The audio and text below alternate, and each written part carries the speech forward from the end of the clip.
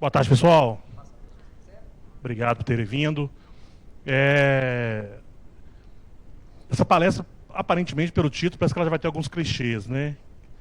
Processos, pessoas, ou pessoas, processo e tecnologia, né? A gente está falando dessa tríade, desse tripé, que quem está trabalhando aí com processos convive com isso todos os dias, né? E apesar de parecer clichê, na verdade, quando a gente fala de transformação digital no setor público, não é tão trivial assim como não é falar de transformação digital em nenhuma organização, num contexto em que a gente está falando não somente da adoção de tecnologia, mas estamos falando de uma transformação organizacional, de propósito, de valor e de resultados que a gente quer entregar. E aí, para explicar um pouco para vocês, né, atualmente eu estou na empresa municipal de informática e informação da Prefeitura de Belo Horizonte. Já passei na prefeitura por outras funções, secretário adjunto de Planejamento, Orçamento e Gestão, e ao longo dos últimos anos liderei todo o processo de transformação digital da prefeitura de BH. E quando a gente está falando de gestão municipal, estamos falando de cidades, estamos falando de um movimento que muitos de vocês já devem ter visto, né, de vários termos aí dentro desse conceito de cidades inteligentes, em que a transformação digital ela se faz presente, né? Então a gente fala de cidades inteligentes, smart cities, falamos de algumas coisas que estão gravitando no entorno disso, trazendo a tecnologia para a gestão do espaço urbano, para aumentar a capacidade das cidades darem mais respostas. Então a gente está falando de internet das coisas, de big data, hiperconectividade, inteligência artificial, algoritmos e por aí vai, não é? Só que todos nós sabemos que a tecnologia ela não é um fim em si mesmo, né? Então a gente tem, na verdade, um conjunto de problemas que são reais, né? A gente tem os problemas da rua, né, que estão aí na vida das pessoas, estão na sociedade. A gente está falando de desigualdade, estamos falando de fome, estamos falando de mudanças climáticas, estamos falando dessa loucura que está acontecendo, né? Estamos passando aí por um calor extremo, atípico, histórico. Estamos conversando agora com uma colega lá de Porto Alegre com enchentes gravíssimas, trazendo danos severos, ou seja, a gente com eventos cada vez mais imprevisíveis. E quando a gente traz para a ótica do poder público, né, enquanto política pública, é como responder a esses eventos adversos. Naturalmente, quando a gente fala de responder, a gente está falando muitas vezes de prevenir, mitigar, recuperar, né, dentro do papel do poder público. Mas no final das contas, né, ao falar de pessoas, processos e tecnologia no setor público, a gente está falando para quê? Né? Qual que é o propósito que nos move? Então a gente não pode perder de vista que não é meramente a tecnologia, não é meramente a organização do processo, mas como que isso responde problemas reais da sociedade. E aí, naturalmente, tem alguns direcionadores que impulsionam isso. O primeiro deles é o fenômeno mundial da urbanização.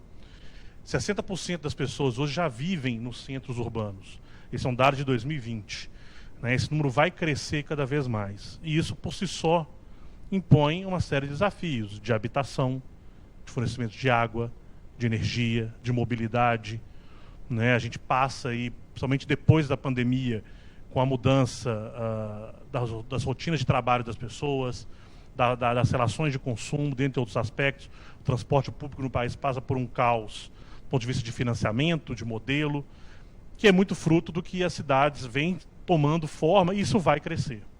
Né, isso já é um dado, já é um fato que vem ocorrendo. E aí não dá para a gente, como se diz, não dá para a gente lidar com problemas do século XXI, com mentalidade do século XIX e tecnologia do século XX. Né? Não dá para fazer as coisas como sempre foram feitas. Outros formatos de resposta, outras posturas do setor público passam a ser necessários. Né? Então a gente... a gente vem de um processo de urbanização, a gente vem de uma revolução digital, vem de um conceito de cidade inteligente. Mas essa transição de revolução digital para a cidade inteligente, para responder aos desafios da urbanização, ela não é natural.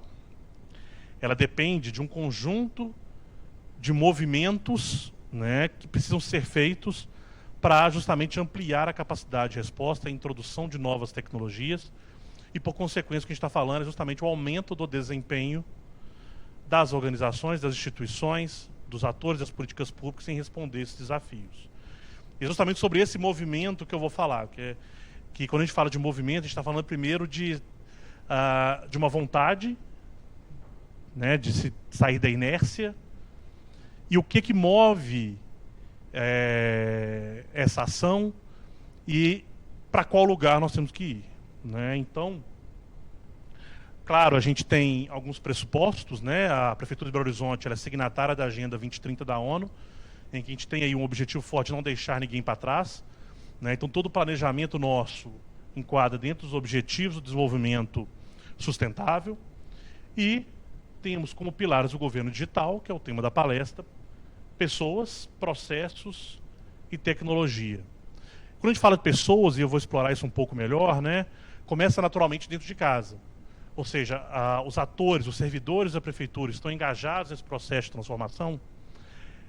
Qual que é a orientação desses processos? Né? Vou dar um exemplo, acho que vai ficar bem legal. Alguns anos atrás na prefeitura, né, já se trabalhava com processos, né?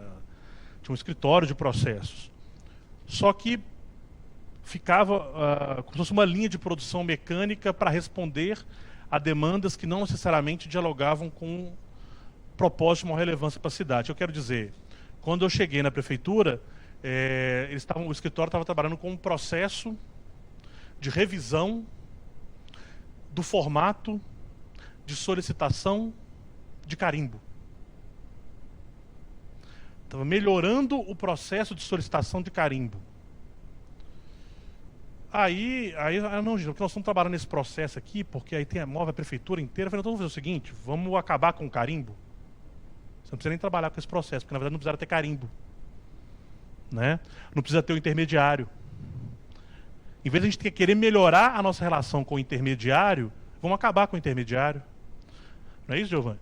Vamos acabar com o intermediário, vamos acabar com o carimbo. Então, qual que é a orientação desse processo? Qual que é o alinhamento estratégico? Qual que é a proposta de valor que se quer gerar? Qual que é o gasto de energia que a gente vai ter? Porque os recursos são limitados. Ou seja, primeiro, a gente tem um mandato de 4 anos, que pode ser reeleito ou não, nunca se sabe. Ninguém tem dinheiro sobrando. Talvez a Montreal tenha um pouquinho mais, mas enfim. Né? Ninguém tem dinheiro sobrando. E ninguém tem gente sobrando, né? Então o gasto de energia ele tem que ser bem definido. Esse movimento ele não pode ser metralhadora sem rumo, dando tiro para todo lado. Tem que ser um movimento direcionado, né? E a tecnologia enquanto plataforma. E aí eu acho legal falar tecnologia enquanto plataforma, porque a gente não está necessariamente vinculando a uma solução ou querendo desenvolver soluções, ou entendendo que, na verdade, a tecnologia ela é sempre um meio para alguma coisa. E apesar de hoje eu estar na empresa de tecnologia do município, de longe a gente quer ser a provedora de tecnologia do município. A gente quer ser a grande facilitadora de introdução de tecnologia, inclusive porque quanto mais tecnologias diferentes, distribuídas, compartilhadas, a gente puder usar, melhor. Né? Então, eu vou dar um exemplo aqui. Existe hoje, por exemplo, você já deve ter ouvido falar do GovBR, do login do GovBR, que é a ideia de uma plataforma de cadastro e autenticação única do cidadão para qualquer relacionamento dele com o poder público, seja em nível estadual, federal, municipal. Qual que é o grande ganho disso, né? Primeiro, você tem uma plataforma única e não necessariamente proprietária de cada ente. Imagina se cada município, né, 5.550 municípios tivessem a sua plataforma de autenticação. Se eu tivesse 27 em cada estado para autenticar para o cidadão. Não faz sentido, né? Para que eu vou despender recursos? Né? Então, pensar nessa lógica de governo como plataforma, como que eu posso otimizar as soluções tecnológicas, acabam sendo fundamentais nesse processo. Bom, e eu vou começar naturalmente por pessoas. E aí, olha que interessante. E aí eu não estou falando dos servidores públicos, tá? Eu vou começar de fora para dentro. Para quem a gente está fazendo os processos digitais? Porque é muito fácil, né? Na hora que a gente olha uma empresa privada, ela necessariamente ela parte para um aplicativo, para uma solução, ela segmentou o mercado dela, ela escolheu atuar para aquele público. O poder público não pode escolher, né? A gente não pode, a prefeitura de Belo Horizonte não pode virar e falar assim, ah, não, tem 400 bairros em BH, vamos trabalhar com uns 300? 100 a gente não faz parte do nosso público-alvo, né? Não existe essa possibilidade, então a gente tem que trabalhar para todo mundo. Mas quem que é esse todo mundo, né? Nós estamos falando de essa pesquisa, na verdade, ela já foi até atualizada, saiu uma recente, a gente acabou não atualizando a apresentação, mas na última pesquisa, TIC Domicílios de 2021, a outra saiu agora, no final da semana passada. E interessante que o dado melhorou, tá, gente? Então não é desolador, mas 43% dos domicílios brasileiros tinham apenas internet, 38% de domicílios com computador e internet, 18% dos domicílios sem computador e internet e 1% de domicílios apenas com computador. O que eu quero dizer? Que se a gente olha para esse dado, ele remete duas coisas. Ora, então, não adianta a gente querer fazer uma digitalização massiva do setor público, porque eu vou ter pessoas que podem não acessar esse serviço, podem não conseguir alcançar. Por outro lado, se o setor público não enfrenta essa agenda, de alguma forma ele fica para trás. Mas não é ficar para trás porque o meu vizinho, né, o município vizinho está fazendo, é ficar para trás porque as pessoas, de um modo geral, começam a demandar um relacionamento pela internet porque isso começa a ser oferecido de várias formas. Segundo, é indiscutível, aí numa lógica matemática, né, financeira, você tem ganho de produtividade, de economia, de eficiência com a transformação digital. E aí qual que é o desafio que se coloca então? Como que a gente faz a transformação digital do setor público, mas ao mesmo tempo não deixa ninguém para trás, lembra lá do mote da Agenda 2030 da ONU, para trazer essas pessoas para o processo. E eu falo que é sempre que eu encontro no meio. Né? Então a gente, no caso da Prefeitura de Belo Horizonte, a gente não negou a agenda digital, muito pelo contrário, a gente acelerou.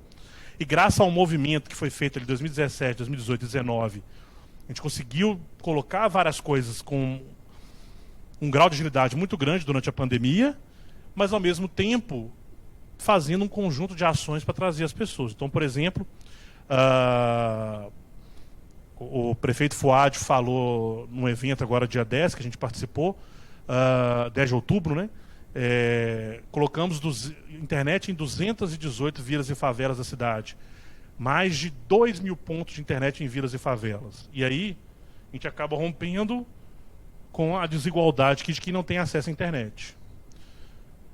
Também estamos doando computadores para famílias de baixa renda que estão no cadastro único, priorizando famílias em que a mulher é mantenedora da residência, residências em que a quantidade de dispositivos disponíveis para acesso à internet é 50%, é menos de 50% do total de pessoas, para que essas pessoas tenham, então, um dispositivo para acesso. E, ao mesmo tempo, a gente oferece toda a capacitação em letramento digital, para que as pessoas saibam usar desde a informática básica, a gente forma programadores também, mas saibam também, a gente ensina as pessoas a acessarem o serviço da prefeitura. Porque pode ser muito conveniente, né? A gente, com certeza, vocês já lidaram em algum balcão, está falando de Detran, né? É muito conveniente. Ah, você quer tirar uma carteira de motorista, se vira, vem aqui no balcão, aprende a usar, não é isso? Mas não pode ser assim, nós estamos falando de uma mudança de paradigma que o setor público, né? Ele sai dessa posição que eu estou aqui no palco, né? Parece que é superior ao público, e não é. Né, e passa, de fato, a entender a necessidade do cidadão e trazer o cidadão para o processo. Então a gente faz capacitação, por exemplo, o cidadão demandar à prefeitura. Vem cá, me demanda, deixa eu te explicar como que é, justamente para romper com essas desigualdades. Então, a primeira questão das pessoas aqui, eu estou falando, de fato, de quem estaria fora do processo de digitalização do setor público, que poderia, de alguma forma, deixar, de acessar direitos, de acessar alguma necessidade básica, como matricular um filho na escola, por exemplo, por conta dessa ausência de conectividade, dispositivo e letramento digital. Né? Então, essa é uma das primeiras barreiras, né, que a gente veio trabalhando aí ao longo do tempo. Felizmente, esse dado melhorou, mas ainda há desigualdades a serem tratadas, né? E aí vem justamente a outra perspectiva, mas nós vamos deixar de fazer? Não, porque olha só, 93% dos usuários de internet enviaram mensagens instantâneas, 73% assistem vídeos, programas, filmes e séries pela internet, outros com 16 anos ou mais utilizam, 70% já utilizaram o governo eletrônico e 46% dos usuários de internet fizeram consultas, pagamentos e outras transações financeiras. Ou seja, por que eles não podem protocolar um licenciamento, pedir um alvará, abrir uma empresa, pedir tampar um buraco, uma manutenção de uma lâmpada, podar uma árvore, uma fiscalização pela internet também, né? Então, e naturalmente a gente tem grande penetração de diversas tecnologias, redes sociais, WhatsApp e por aí vai. Com isso, em todo o desenho que a gente faz, a gente tem que então entender quais são os ganhos, né, que na perspectiva das pessoas a gente pretende trazer para cada um. E aí que vem justamente essa perspectiva do cidadão e dos servidores, da prefeitura, obviamente. Para o cidadão, a redução de custos de um modo geral, né? Então, quando a gente está falando de digitalização, a gente está falando de tirar a pessoa de um balcão de atendimento em que ela teve que, muitas vezes, fazer um agendamento, ou acordar cedo, pegar um ônibus, ter o gasto do transporte, o seu tempo, sair do balcão e ir para ser atendido. O custo do tempo, né, gente? O tempo nosso é precioso, a gente não mensura o tempo, né? Então a ideia, na verdade, é reduzir custos de transação de um modo geral do cidadão com o poder público. Custos de impressão, né? Tira a cópia, né? É muito ruim, né? Agora você vai tirar a cópia, vai autenticar não sei quantas vias, vai no cartório. Em 2018 a gente publicou um decreto dispensando a autenticação em cartório, obrigando que os órgãos da prefeitura consultassem informações entre si daquilo para evitar de perguntar para o cidadão aquilo que a prefeitura já sabe. Olha que é engraçado. Muitos serviços da prefeitura antes, você tinha que protocolar um pedido apresentando a guia de IPTU. Quem que emite a guia de IPTU? A prefeitura. Então, por que eu vou pedir para o cidadão apresentar um documento que eu emito? Né? Então, se é para pedir uma licença ambiental, não apresenta a guia de IPTU do imóvel para eu pegar os dados do imóvel. Mas peraí, não faz sentido nenhum. Né? Então, a ideia é reduzir custos de transação de um modo geral, gerando um atendimento mais ágil, com mais transparência e proximidade com a prefeitura. No final das contas, né, a resposta tem que gerar essa percepção de valor. E aí que entra justamente essa dimensão das pessoas que estão na linha de frente da transformação digital. E como é que a gente faz na prefeitura, né? Nós falamos de gestão da mudança, estamos falando de convencimento, estamos falando de mobilização dos atores, né, dos servidores públicos. É justamente tentar criar um grau de empatia das pessoas, dos servidores públicos com o cidadão. Porque é muito cômodo, né, estabelecer um decreto, mas nós falamos assim, é assim. Mas e aí? Está dialogando com quem vai estar submetido àquela lei? Está dialogando com aquilo que o cidadão espera? Está fácil para ele? Justamente porque quando a gente fala de transformação digital, e naturalmente no setor público, não é simplesmente trazer a tecnologia. Se eu digitalizar um processo que para o cidadão ele é ineficiente, ele vai ser mais ineficiente, porque além de ser ineficiente, agora ele está ineficiente na internet com passos adicionais que ele não tinha antes. Né? Então essa proposta de valor ela é fundamental. E primeiro a gente fez um trabalho, e faz ainda, porque é diário, a gente pode deixar a peteca cair, né? Um trabalho com os servidores, justamente para criar essa empatia, para criar esse convencimento, porque não é trivial. Não é trivial. Porque muitas vezes as pessoas têm medo. O que é o medo? É o medo de escutar aquilo que ela não quer. De alguém falar assim, não, esse processo está ruim, está difícil, a navegação não está fácil. Né? Então, de se abrir para escutar o cidadão, para entender como é que quem que é aquele público, criar personas, segmentar, porque a tecnologia permite isso. A gente tem recursos hoje para segmentar o cidadão, para criar perfis, para traçar perfis, justamente com os dados que a gente consegue ter. Então, esse trabalho com os servidores ele é fundamental. Então, a gente faz esse trabalho tanto com os servidores que a gente chama de donos do processo, né, que é o dono daquele serviço, conto com lideranças, né, contra aqueles que estão lá na linha de frente do atendimento para responder aquilo. E, naturalmente, para trazer o cidadão para esse processo, com comunicação efetiva. Com alguns serviços hoje a gente consegue colocar em teste para o cidadão. A gente fala, isso aqui vai ser teste. Né? Então a gente lançou esse ano um portal novo nessa parte de multas, de trânsito, etc. A gente fez um processo de teste antes com locadoras de veículos, porque elas operam um volume grande de veículos. Então a gente fez um processo beta com locadoras de veículos antes de disponibilizar o portal oficialmente para todo mundo, para ver se a coisa ia fluir, se ia dar mais eficiência, se não ia, se tinha alguma questão de navegação que poderia fazer sentido ou não. Mas não é trivial. Não é trivial porque a gente depara com algumas situações. Então, por exemplo, a gente tinha um dos grandes processos nossos hoje que é demandado na prefeitura, que tem a ver com essa parte de veículo, é a identificação de condutor infrator. O que é isso? Vocês sabem o que é isso? O veículo está na propriedade de uma pessoa, mas é outra pessoa que está dirigindo. Essa outra pessoa que está dirigindo toma multa e, em regra, a multa vai para o proprietário do veículo. Para os pontos, né? Não ir para o proprietário do veículo, identifica quem estava dirigindo, que é o condutor infrator, de fato, para ele tomar os pontos na carteira dele. Isso era feito como? Vocês conhecem o BH Resolve? Ali, Caeté, Santos Dumont. A pessoa tinha que ir lá no BH Resolve, levar formulários assinados, etc., protocolar lá. Isso ia ser despachado para a BH Trans, para ser processado lá dentro, ou você tinha uma opção mais fácil ainda, você poderia mandar pelo correio. Que eu não sei se é mais fácil, né? Poderia mandar pelo correio. Isso, há muito tempo atrás, olha, é um grande processo, a gente tem tecnologia, vamos desonerar a pessoa de lá, ela pode mandar um formulário online, tem mecanismos hoje, né, de validar, pode digitalizar, etc. Mas se as pessoas começarem a mandar online, nós vamos ter muita coisa para processar, porque vai ficar mais fácil para a pessoa passar o ponto para outra e vai chegar muita demanda para a gente. E daí? Vocês entenderam a mentalidade? Né? Então, o meu mantra ao longo dos últimos anos com o pessoal da prefeitura é, olha, pode ficar mais difícil para você, desde que fique mais fácil para o cidadão. Esse é o mantra. Né?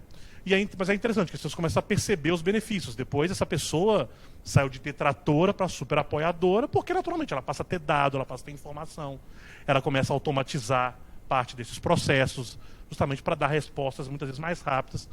E que antes, imagina, a gente processa carta, né? Nós estamos em 2023, né? Não faz sentido nenhum. Então isso já está assim há alguns anos, já é processo todo digital, por exemplo. Então nós estamos falando que para a prefeitura é justamente essa percepção que a pessoa trouxe, né? Redução de custos de impressão e tramitação, a gente também está reduzindo o número de sistemas hospedados, tentando unificar plataformas, aumento da produtividade, trabalhar com dados nas solicitações para entender melhor quem demanda, como demanda, quais são os pedidos da prefeitura. E aí na ótica de processos, né? Como que acontece essa organização?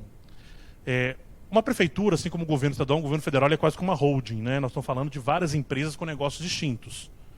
Então a gente cuida de cemitério e cuida de posto de saúde, ou seja, eu cuido desde a hora que você nasce até a hora que você morre. Não é isso? Está presente na escola, etc. Mas são vários negócios, né, gente? Gerir um cemitério é completamente diferente do que gerir uma escola. Não é isso? Então são vários negócios.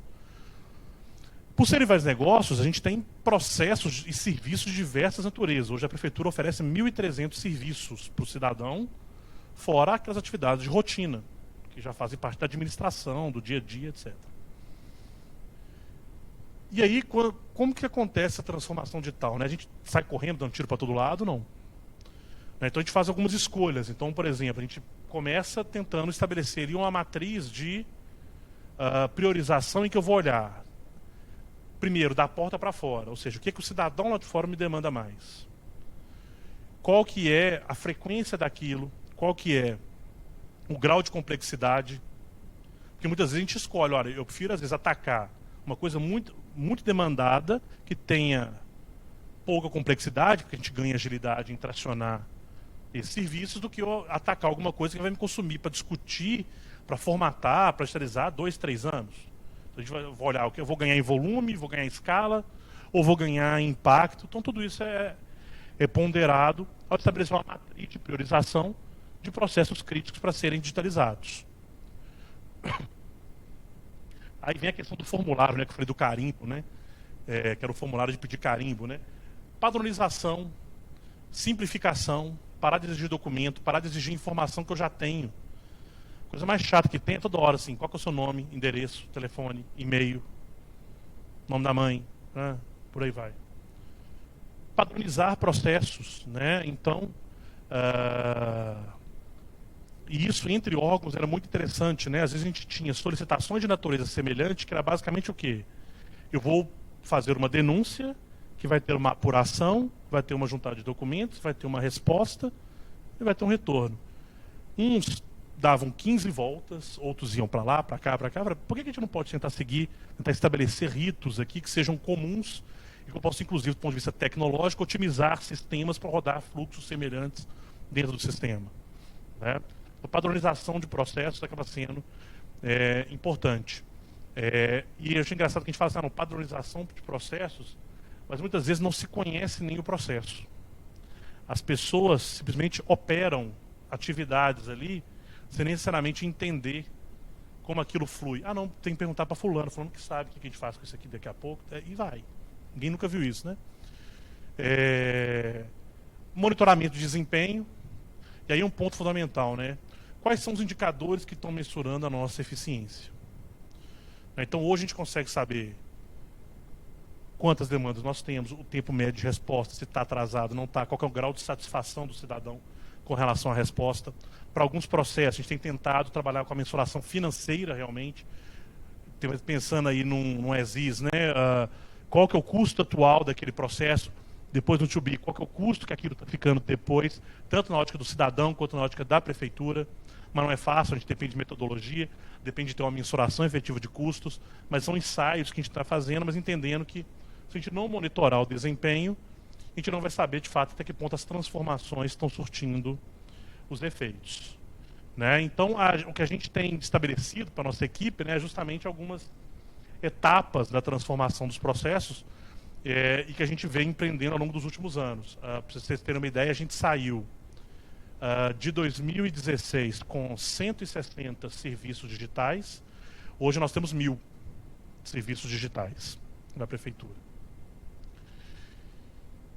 Então, na ótica de processo em relação com as pessoas, né, a gente tem uma etapa de imersão, que é uma conversa com os executores interessados para entender o problema, priorização dos problemas, e considerando o impacto e a complexidade, conforme eu falei, simplificação, ou seja, eliminação de exigências desproporcionais e atividades sem necessidade.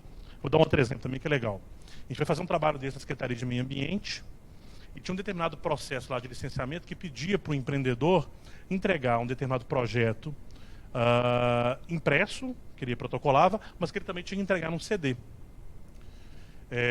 Nem usa mais CD, né? Entregar num CD. Aí nós vamos conversar com a Secretaria de Meio Ambiente, o que você faz com esse CD? Não, a gente deixa guardado aqui. Deixa guardado. Se um dia a gente precisar, a gente tem a versão digital, então tá. Me dá uns 10 CDs aí. Pegamos 10 CDs, dos 10 que a gente pegou, 8 estavam em branco. A pessoa simplesmente, você quer um CD? Tá, vou te entregar. Entregar um CD, porque sabia que ninguém olhava. E para que ele fazia? Ele não fazia nada com aquilo. Né? Então, sim, eliminar de exigências que são desproporcionais, atividades sem necessidade. Validação, ou seja, validar a alteração com os executores e demais interessados. A gestão da mudança, que para mim é fundamental. Fazer transformação digital sem gestão da mudança é um risco muito grande.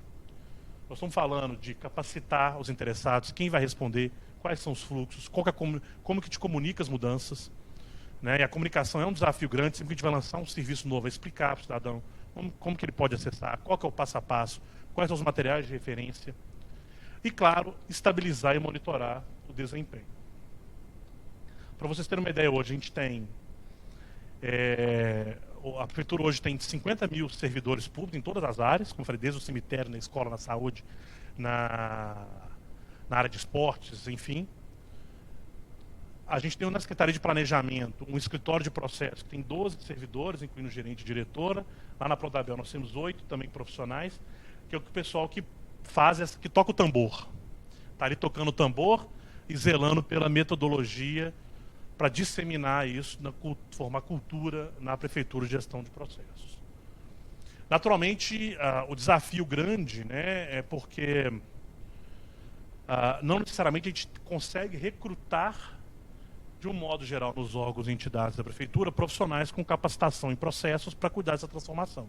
Então, às vezes acontece, às vezes não acontece, e é um grande desafio, porque justamente são 30 órgãos e entidades, a gente não consegue necessariamente dar suporte de excelência em todos, por isso que a gente tem que fazer essas priorizações e essas escolhas.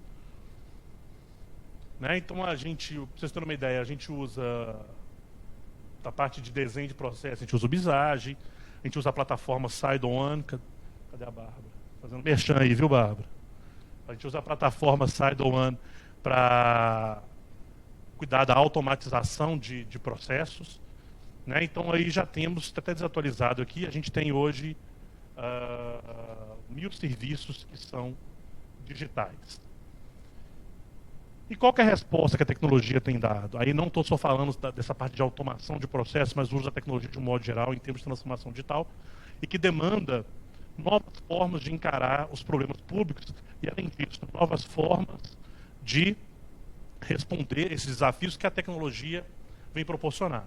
Então, aqui, voltando com alguns exemplos, né, falei enchente, aqui, BH, quem conhece a história, né, a gente tem uma trajetória grande, diversas obras estão sendo feitas, mas ainda assim, é sempre uma luz vermelha quando a gente está falando de período chuvoso, também de chuvas atípicas.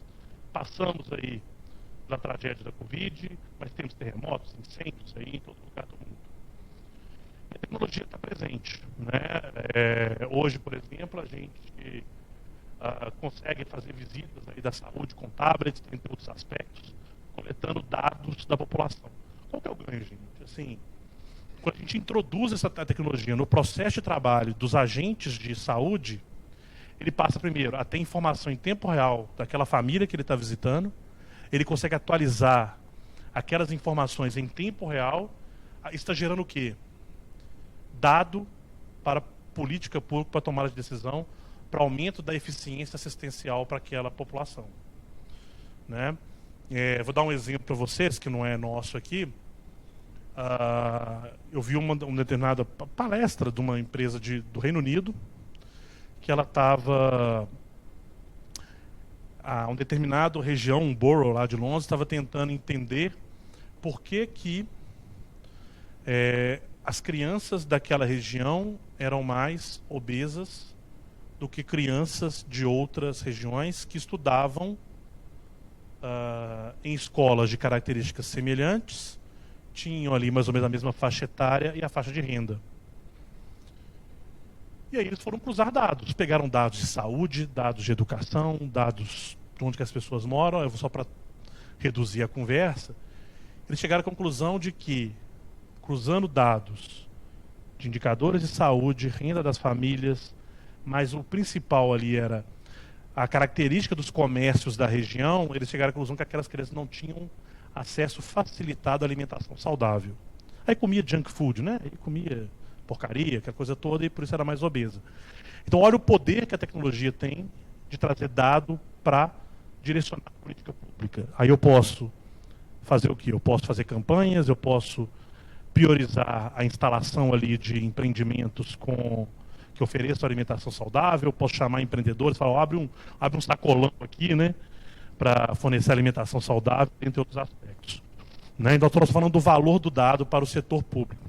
Do valor do dado para mudar o paradigma. Né? Então, a gente fala que o estado da arte de uma cidade inteligente é aquela cidade que, na verdade, ela não responde a uma reclamação do cidadão. Na verdade, ela trabalha com um conjunto de dados, monitoramento, processos e conhecimento, que ela consegue se antecipar ou atuar sobre o problema, muitas vezes, antes do cidadão perceber ou reclamar. Né? Então, aí entra o valor do dado. No caso das enchentes aqui em Belo Horizonte, como que a gente monitora níveis de rio, como que a gente aciona as equipes, como a gente mobiliza a população para não acontecer tragédias. Né? Então, dados, tecnologias, comunicação nesse processo acabam sendo fundamentais, né? Para lidar com tudo isso que a gente está vendo. Né? Então, aqui, por exemplo, em BH, a gente tem uma rede de estação meteorológica. Pra vocês terem uma ideia, vocês conhecem o centro de operações da cidade, de Belo Horizonte? Então, a gente estabeleceu lá processos de resposta a incidentes com grau de risco a partir do monitoramento de estações hidrometeorológicas. Né? Então, a partir do monitoramento das estações de radar e visual das equipes de campo, a gente estabelece níveis de alerta que vão aí desde o verde, amarelo, laranja, vermelho da cidade, e que cada nível de alerta no processo, com base nesses dados, gera uma resposta. Uma das respostas que já deve ter visto a cidade é bloqueio de via. Aqui você não vai passar. Mas isso só dá certo se a ação ela é tomada antes do evento acontecer. Depois aí a tragédia aconteceu. Né? Mas isso tudo é possibilitado por um conjunto de processos e dados para justamente dar essa resposta que tem que ser cada vez mais ágil e eficiente. Aqui um outro exemplo para vocês de como que a gente tem usado, né, das soluções tecnológicas aqui na resposta a alguns eventos. Então, aqui, por exemplo, é uma base de dados que a gente tem mapeada árvores da cidade, com fotos, características da árvore. Não tem de todas ainda, né? Isso aqui é relativamente recente. Mas mapeia as árvores com características. Então, que espécie que é, tamanho, diâmetro do tronco, se ela tem alguma árvore, né? Está com alguma doença, quando que ela foi feito um manejo a última vez, uma poda, alguma coisa, justamente para a gente. E aí, o que a gente busca com isso? Hoje, provavelmente 90% das intervenções em árvores, 80% a 90%, é por provocação. Caiu uma árvore aqui. Precisa podar uma árvore. Então o cidadão pede, não é isso? Só que, aí eu não sou agrônomo nem nada, mas eu conversando com os engenheiros agrônomos, eles falam, não, é possível, de acordo com a espécie da árvore e determinadas características, eu fazer uma programação de manejo dessa árvore. Então, se eu tiver o dado, eu consigo programar. Então, nós estamos aqui num caminho de construir uma base de dados para que as intervenções elas já sejam feitas de forma preventiva e não reativa. Não é isso? Porque se a Bárbara tem que pedir para podar uma árvore, quer dizer que ela já está vendo um problema. A intenção é que, na verdade, eu já consiga me antecipar e fazer aquela poda no momento antes daquela galha começar a fazer uma interferência numa fiação, numa janela ou qualquer outro lugar. Né? Então, basta ser um ajuste no formato de trabalho a partir da digitalização desses processos de mapeamento e intervenção nas árvores. Aqui um outro exemplo, isso aqui são mapas de demandas de tapa-buraco na cidade. Uma das grandes demandas que a gente tem é de tapa-buraco. Né? Só que tapa-buraco é paliativo, concordam? Ele é uma solução momentânea ali. Resolve, mas você está simplesmente fazendo um curativo ali no asfalto, vamos dizer assim. Só que aí hoje a gente tem um conjunto de dados que permite a gente ver a incidência de tapa-buraco na cidade, por região, por via, tem mais ônibus, tem mais demanda de tapa-buraco, é recorrente. A gente, por exemplo, acessa dados do Waze também, que mostra a intensidade de fluxo em várias vias. Então a gente consegue hoje, por exemplo, ter indicativos mais objetivos de onde eu tenho que, de fato, fazer uma nova pavimentação, com base em dados objetivos, né? Priorizando locais de mais incidência de tapa-buraco, locais onde que passa um fluxo maior de veículos, onde é que passa rotas de ônibus, a gente tem todos esses dados mapeados. E um outro exemplo, né, que a gente usa de resposta são os canais que geram parte desses dados que nós estamos falando. Então a prefeitura hoje tem um portal de serviços que a gente tem 1.317 serviços lá no portal, 994 serviços digitais disponibilizados, 722 serviços numa solução única, que é essa migração de plataformas, que é o BH Digital, 128 serviços no aplicativo da prefeitura, e só durante a pandemia foram 220 serviços. A gente já capacitou Esse número aqui está desatualizado. A gente já capacitou, entre 2017 até agora, mais de 20 mil pessoas para usar justamente cursos de informática. 2.450 pontos de internet gratuita em vilas e favelas. E um cadastro seguro unificado que a gente tem hoje de mais de 700 mil cidadãos no GovBR aptos a já solicitar serviços da prefeitura. Oi? É isso.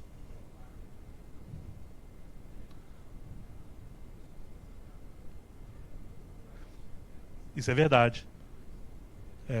Um dos cursos que o Giovanni está falando, a gente fez um curso de programação específico para mulheres. A gente prioriza nesses cursos moradores de vilas e favelas. E a Montreal contratou 2 egressas de uma das turmas. Muito legal. Aí, líderes de equipe. Muito bom.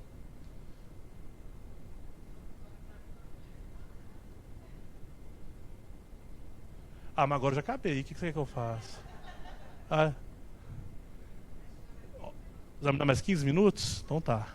Isso, vamos abrir uma pergunta. A primeira etapa, na verdade, você tem um arranjo institucional, um ambiente institucional que tem que favorecer isso. Então isso vem desde a camada, que a gente pode chamar mais política, né, do prefeito, passando pelos dirigentes, ali, secretários, etc. Naturalmente, alguns facilitadores ajudam muito, né? Quando você tem um ambiente em que, por exemplo, valoriza estratégia, valoriza planejamento e valoriza coordenação de governo. O que eu quero dizer com coordenação de governo? Que não é só cada secretário por si, né? Você tem mecanismos, processos de gestão, ritos de governança, na verdade, que facilitam um alinhamento de agenda, um alinhamento de prioridades. Então, uma vez que esse ambiente está estabelecido, e a gente tem instâncias de governança formais, secretarias que fazem papel de coordenação, como a Secretaria de Planejamento, uma subsecretaria que eu estava nela antes, que é de modernização de gestão, que o papel dela é esse, e que passam a ter legitimidade técnica e política do prefeito para atuar, isso facilita. Porque aí o que eu fazia, na verdade? Era o chato, né? Assim, era igual vendedor de enciclopédia, né? Batia lá na porta do secretário. Você tem um minutinho? Né? Para sentar, para explicar. Falar, nós temos uma agenda. Uma das agendas que nós vamos enfrentar é como que a gente melhora a relação da prefeitura com o cidadão pessoa jurídica, que é com as empresas, e como que para a gente melhorar essa relação a gente vai ter que organizar a casa aqui para dentro. Então isso implica necessariamente que a gente vai tentar mapear aqui os pontos de contato que você tem com esse público. Nós vamos chamar gente para poder falar e nós vamos levantar problemas. Nós vamos ter que botar dedo em feridas e vamos ter que fazer escolhas de agenda para enfrentar. Algumas coisas elas acabam sendo muito evidentes. Então, por exemplo, você tem grupos organizados que às vezes conseguem vocalizar algumas coisas. Então, conselhos, etc., né, da sociedade vocalizam. Então, isso acaba virando uma agenda. Você tem grupos empresariais, associações, associação de supermercados, associação de padarias, vocalizam alguns problemas. Então, isso tudo acaba ajudando a fomentar. Vamos lá, nós vamos fazer isso. Estou precisando fazer um levantamento com os técnicos aqui dos serviços, processos mais críticos, quem tem de dados, porque nós vamos enfrentar essa agenda. Ela vai ser uma agenda de simplificação, de digitalização e de geração de valor para o cidadão, de forma a melhorar a percepção do cidadão em relação à qualidade do serviço da prefeitura, mas, ao mesmo tempo, organizar o nosso trabalho aqui para dentro, porque a gente tem, inevitavelmente, não é só olhar para o cidadão, eu tenho que tentar matar, da perspectiva da cozinha, né, vamos dizer assim, ineficiências, superdimensionamento pessoal, porque pode estar sobrando numa área e faltando em outra, mau uso ou não uso de dados, ou seja, você não está fazendo gestão, você está fazendo só operação, você está executando, mas não está gerindo. Então tudo isso tem uma agenda que tem que enfrentar. Então é um processo inicial primeiro de bater na porta de todo mundo, falar, vim aqui trazer a palavra. Eu falo que é uma evangelização mesmo, assim. E criando esse rito, mas em cima de uma política definida para criar isso. Aí, essa é a primeira camada. camada de bora junto? Vamos junto. Aí você desce para o nível técnico, que você tem que criar agenda. Né? E aí criar agenda fazer quase que uma aula mesmo. Assim, ó, nós vamos fazer isso por causa disso, os pressupostos são esses, as tendências são essas, a tecnologia da câmera de sentido. Tem alguns pressupostos, que é o que eu falei. Você não vai pedir informação para o cidadão que seu coleguinha tem, pede para ele. Desonera o cidadão. Né? Vamos integrar aqui dados, conversas, processos, entendendo que a prefeitura é uma só, que o cidadão pouco importa se é a gerência A, a diretoria B. Né? Tá, aí começa a aparecer as resistências. Mas se eu integrar o meu processo com ele, para o cidadão vai parecer uma coisa só como ele demora mais do que eu, para o cidadão vai parecer que eu demorei. Não, gente, tem que buscar uma eficiência global do processo. Né? Você não tem que se preservar, e aí você tem que enfrentar essas questões. Né? A gente viveu isso em alguns lugares, que fragmentaram o processo, que deveria ser um só, para o cidadão entender que são duas portas, que deveriam ser uma só, porque a porta A era mais eficiente que a porta B e não queria que o prazo da porta A fosse contaminado pelo prazo da porta B, entendeu? Então você tem que enfrentar isso. E aí tem alguns mecanismos de enforcement desse processo. Por exemplo, a gente tem na prefeitura um que chama de contrato de gestão, que é um contrato de metas que isso é pactuado de cada secretário com o prefeito. É monitorado para garantir uma cobrança. A gente divulga indicadores. E aí, só respondendo a última pergunta, nessa priorização é direto assim. A gente levantou o que a prefeitura era mais demandada por órgão que tinha relacionamento com o cidadão, numa ótica de serviços que a gente chama de autoatendimento ou serviços que são muito diretos, né? Para tapar buraco. Pediu, ficou buraco, vai lá e tampa. E numa ótica de serviços que a gente chama de mais processuais mesmo, que demandam aquela demanda gera uma análise documental, uma avaliação, etc. Então a gente elencou uma carteira, tanto nessa ótica de entrega para o cidadão, quanto nessa ótica que chama de melhoria do ambiente de negócio voltado para o empreendedor, e definiu prioridades, que estavam que essas prioridades naturalmente a gente olha quick wins, que a gente pode eventualmente ter, quem que é o parceiro, porque aí eu preciso gerar, você precisa gerar uma onda positiva, sabe? Pô, se eu começar com um parceiro bom e começar a dar resultado, isso gerar e contaminando, e vai fazendo. Só que é diário, assim, não acaba. A gente faz isso até hoje, vai continuar fazendo, porque você sempre vai ter um serviço novo, você vai ter uma inovação, você está usando indicador, você está monitorando, você teve um aprendizado, você tem que voltar e fazer, e por aí vai.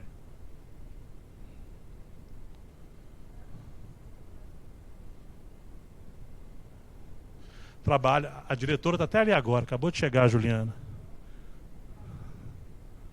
Na realidade, quem faz esse papel de mapear o ESIS é o profissional da TI ou é alguém da área de processo? Da área de processo. Bom, Da área de processo. Da área de processo. E no momento de priorização, como é muita...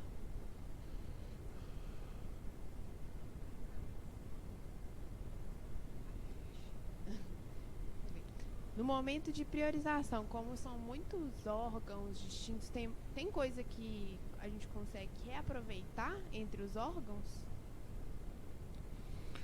Órgãos muito distintos, né?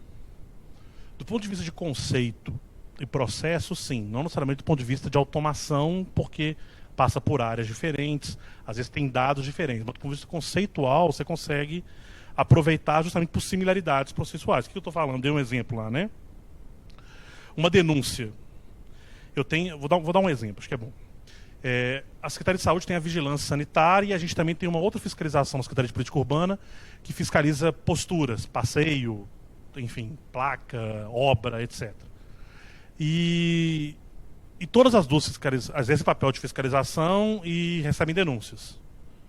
No final das contas, como é que é o processo delas? Elas fiscalizam, podem autuar ou não, autuou, pode ter recurso. É igual. Mas não, aí você aproveita o macro do processo, os níveis mais altos do processo, aproveita conceitualmente a ideia, mas não somente você vai aproveitar exatamente o mesmo fluxo, porque os atores são distintos, o conjunto de dados pode ser distinto nos formulários e por aí vai. Entendeu? Isso aí?